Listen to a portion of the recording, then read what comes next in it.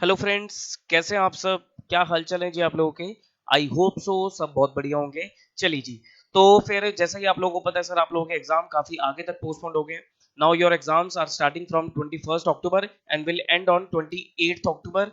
Alternate days पे exam चलेगा, मतलब एक दिन आपका ग्रुप वन का, एक दिन ग्रुप टू का कंटिन्यूअस रहेगा। एक दिन ग्रुप वन का, जैसे 21 को ग्रुप वन का फाइनेंशियल अकाउंटिंग है और 22 को आपका ग्रुप टू का ओएमएसएम का पेपर है। ऐसे कर करके एक ग्रुप वन एक ग्रुप टू का आपका पेपर चलेगा, कंटिन्यूस चलेंगे 28 तारीख तक। ठीक। अब मेन मुद्दा ये है सर, करें क्या? करें क्या, किस तरीके से तैयारी करें? पहले ही सर इतना पक चुके हैं, अब क्या करें? अब हम और पढ़ते रहे, मतलब कितना पढ़ ले? ऑब्वियस बात है सर, कितना पढ़े? देखो, सबसे पहला तो काम इंस्टीट्यूट को ये करना चाहिए कि जो एग्जामिनेशन विंडो है उसको ओपन करना चाहिए, सो दैट जिन्होंने भी एक ही ग्रुप के लिए अप्लाई किया है वो बच्चा बोथ ग्रुप्स के लिए अप्लाई कर पाए, क्योंकि अब आपके पास टाइम इतना है कि आप बोथ ग्रुप्स की तैयारी भी आराम से कर सकते हो और पेपर दे सकते हो। ठीक। दूसरी चीज, अभी भी कंफ्यूजन है कि सर एग्जाम ऑनलाइन होगा या ऑफलाइन होगा। देखो, ऑनलाइन होम बेस्ड होने के लिए तो इंस्टीट्यूट ने मना कर दिया था कि ऑनलाइन होम बेस्ड तो होगा नहीं।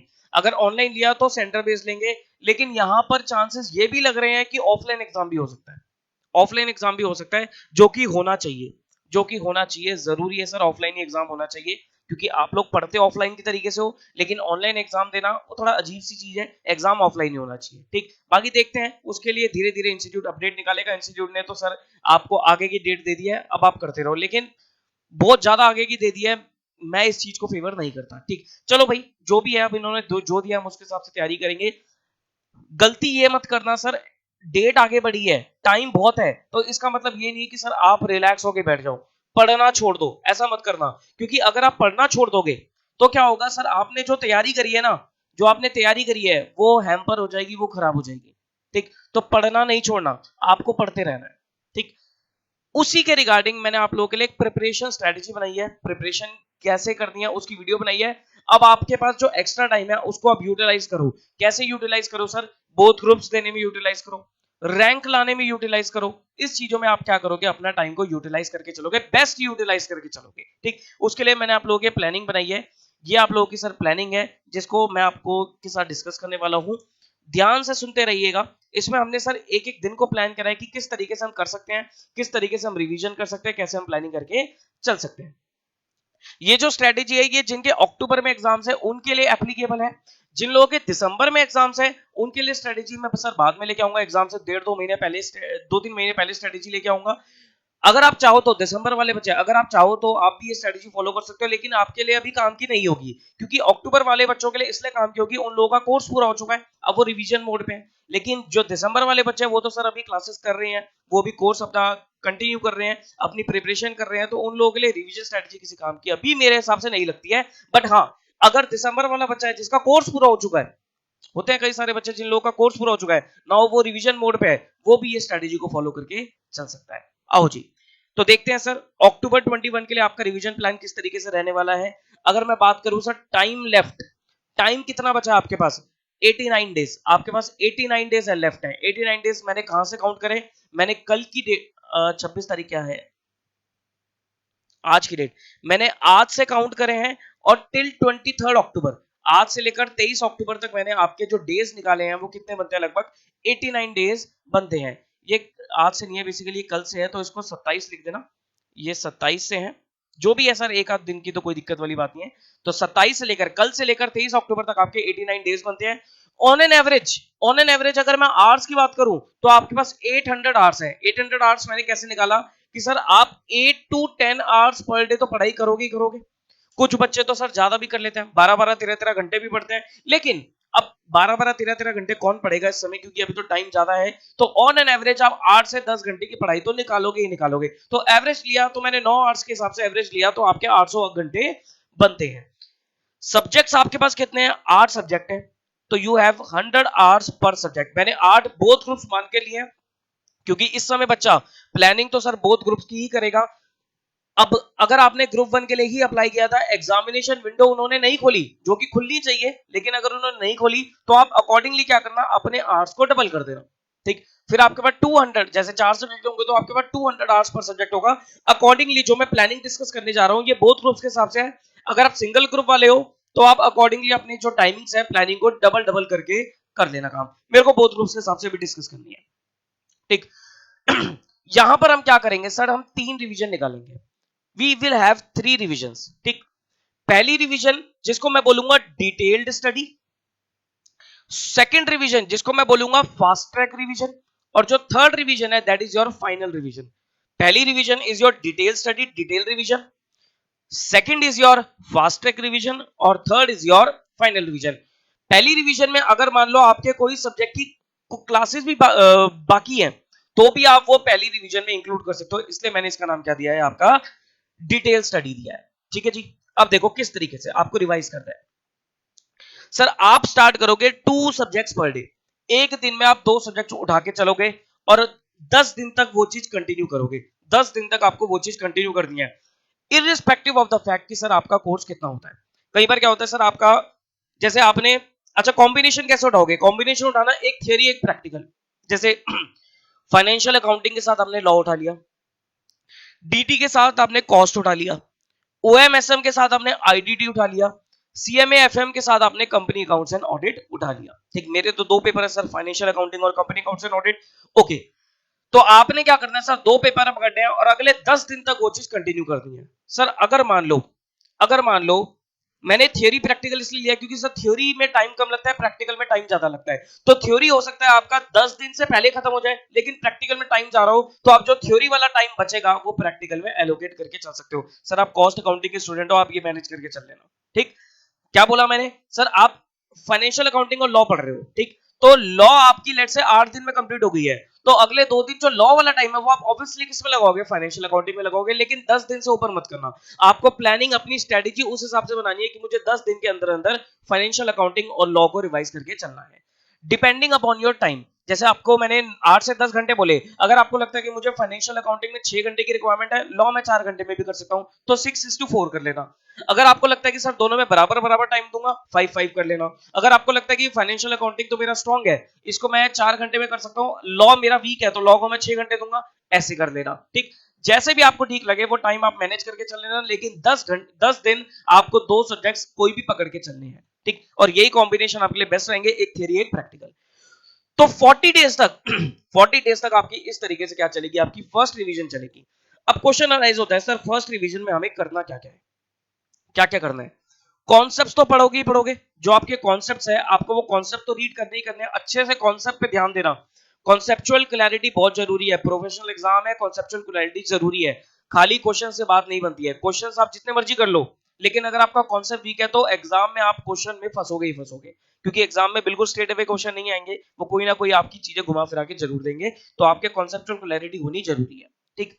कॉन्सेप्ट चाहिए आपको, बुक है आपके पास, जो भी आप जहां से भी आपने क्लासेस लिया तो उसकी बुक होगी, जैसे आपने मेरी क्लासेस लिया फॉर एग्जांपल, तो कॉन्सेप्ट मैंने लिखवा रखे हैं कॉन्सेप्ट रजिस्टर में, लेक्चर्स हैं आपके पास, और जो मैंने आपको बुक इशू कर रखी है वो बुक है आपके पास, ठीक। तो कॉन्सेप्ट होनी चाहिए, साथ साथ आपकी बुक चलेगी, प्लस डोंट इग्नोर आईसीएआई का स्टडी मटेरियल, आईसीएमएआई का स्टडी मटेरियल जरूर जरूर जरूर करेंगे आप।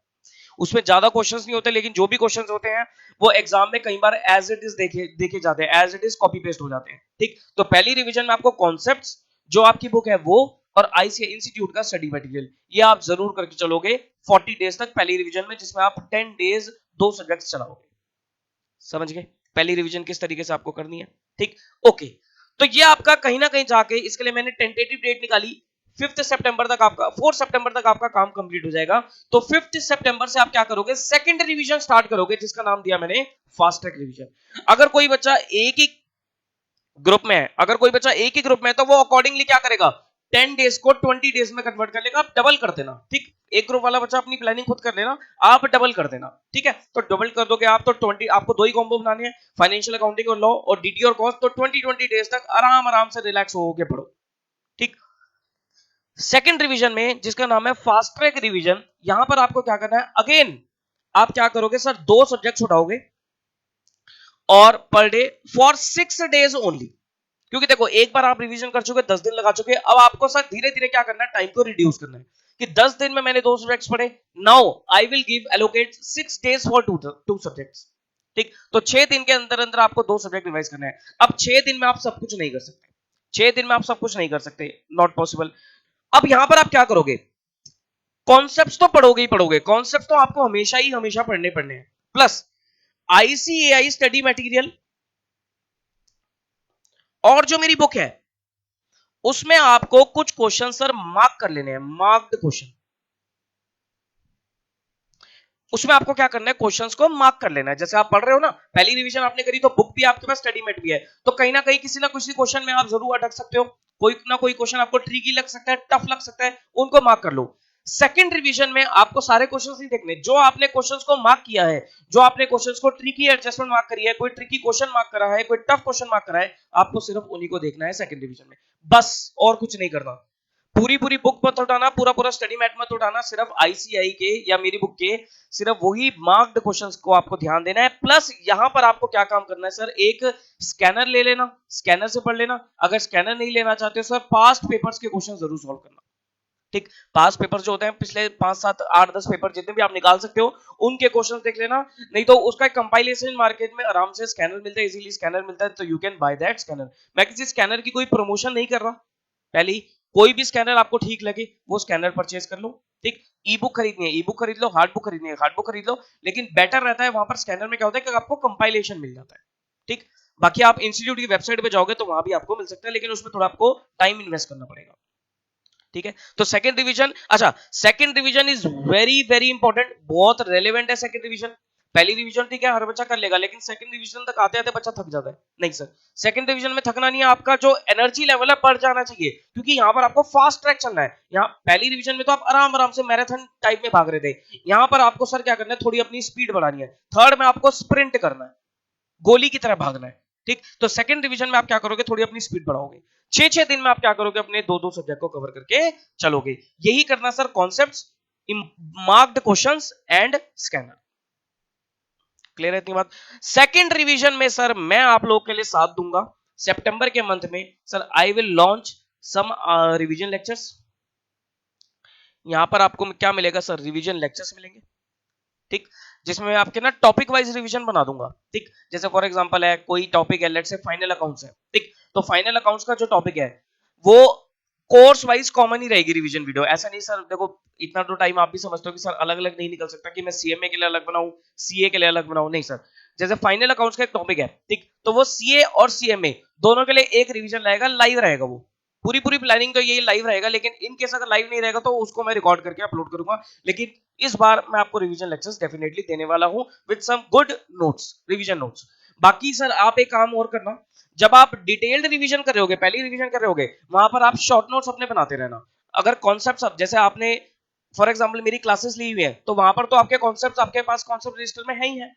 लेकिन अगर आपके पास नहीं है क्लासेस, सेल्फ स्टडी भी करा था, कुछ बच्चे करते हैं सेल्फ स्टडी, तो आप लोग क्या करना, कॉन्सेप्ट्स का अलग रजिस्टर बना लेना, कॉन्सेप्ट्स एक जगह लिख लेना। थ्योरेटिकल पेपर है जैसे लॉ है, टैक्स है, वहां पर सर फ्लो चार्ट्स बना लेना, उनके शॉर्ट नोट्स बना लेना, क्योंकि सर एंड में रिवीजन करना, पूरी पूरी रिवीजन करना, पूरा पूरा सब कुछ पढ़ना इज नॉट पॉसिबल। आपको शॉर्ट नोट्स बहुत मदद करने वाले हैं एंड में।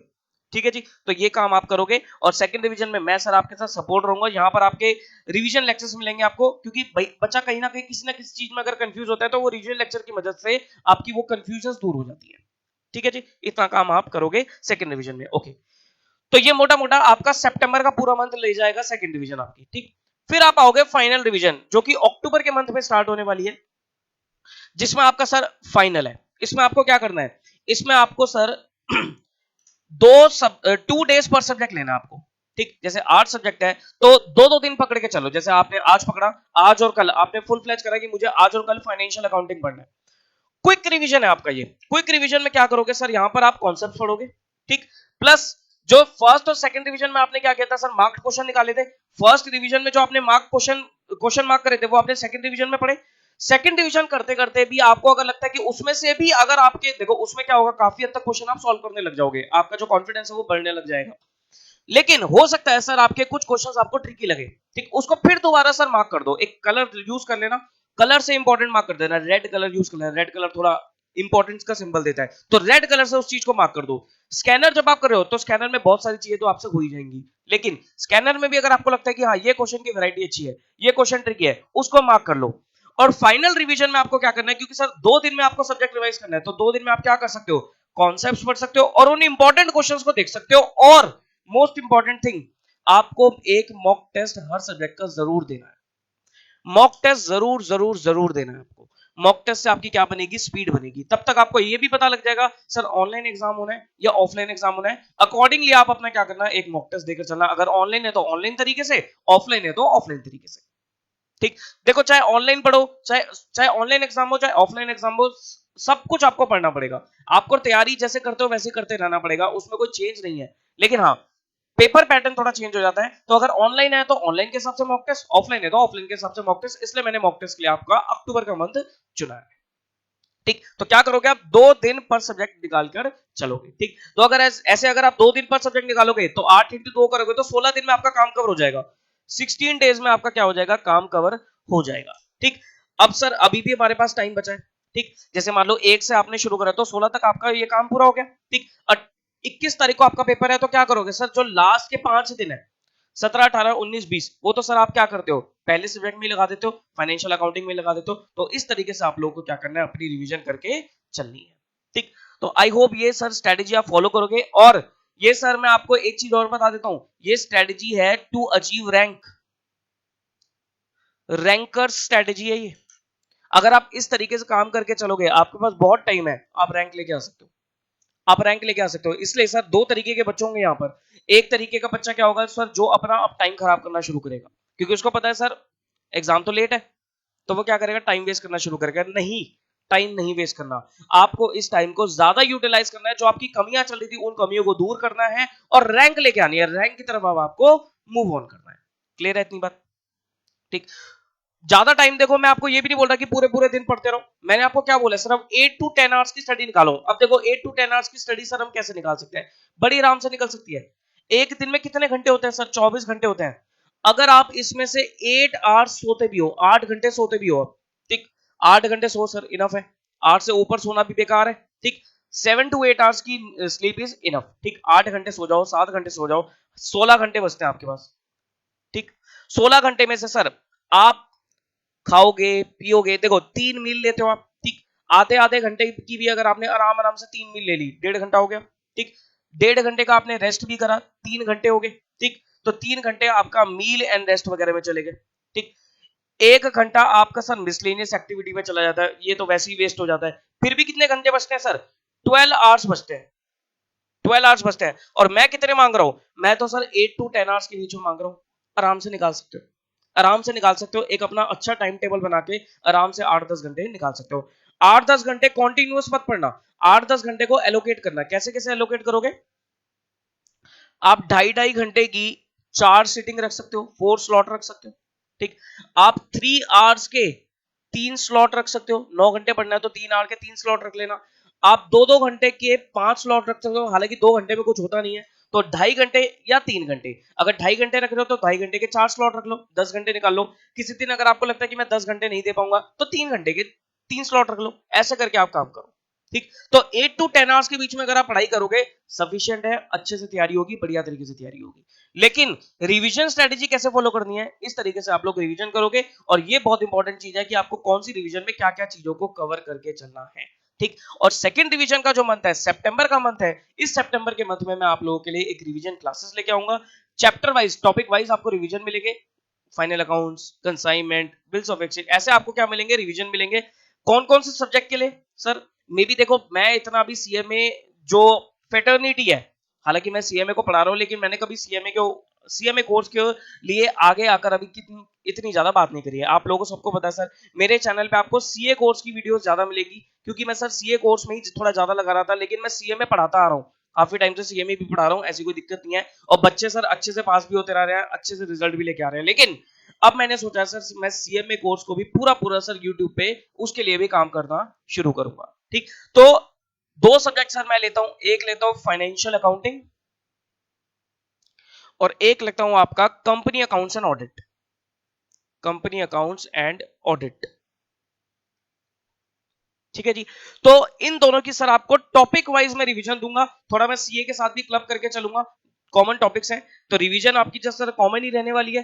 कुछ क्वेश्चन अगर मैं बनाऊंगा, कुछ एक तो रिवीजन के लिए क्वेश्चन दूंगा वो भी कॉमन रहने वाले हैं, कुछ रिवीजन नोट्स बनाऊंगा वो भी कॉमन रहने वाले हैं। ये सब चीजें आपको सितंबर के मंथ में मिल जाएंगी। ठीक है जी, बाकी मैं उम्मीद करता हूं सर आप तैयारी अच्छे से करोगे और इस वीडियो को सर ज्यादा से ज्यादा अपने दोस्तों के साथ शेयर कर देना, ठीक, लाइक कर देना अगर वीडियो पसंद आती है तो, नहीं पसंद आती है तो सर जो आपको करना है वो कर लेना, लेकिन पसंद आती है तो सर लाइक करना, शेयर कर देना।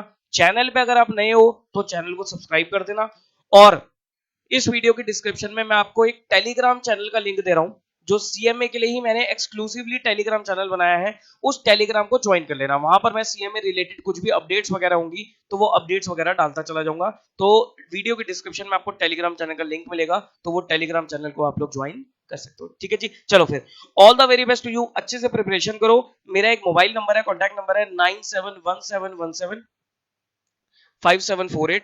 प्रिपरेशन करते समय अगर आपको कोई दिक्कत परेशानी आती है तो you can contact me, WhatsApp only, WhatsApp only, सिर्फ व्हाट्सएप करना, कॉल वॉल मत करना, कॉल वॉल पिक नहीं होती है, सिर्फ व्हाट्सएप करना।